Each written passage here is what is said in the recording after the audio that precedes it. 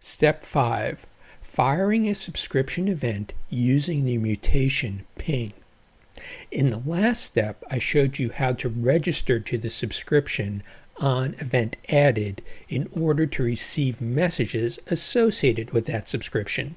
In this step, I'm going to fire a mutation that is associated with the subscription, and what you're going to see is not only will the mutation return a response, but also the subscription will receive a message according to that mutation. So let's copy the mutation by clicking the icon on the left-hand side of the Katacoda instructional text.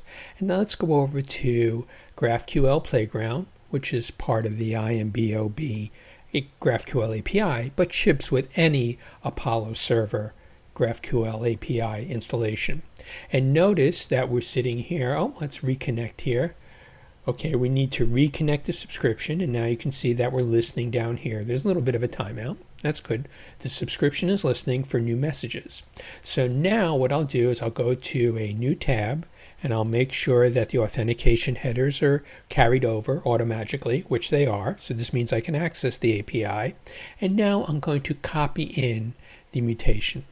And the mutation ping is going to say, okay, go into IMBOB and write a simple message, which is, in this case, this is a simple message body. And the mutation will take care of that. But also what we'll see is that a message will be fired into on subscription added.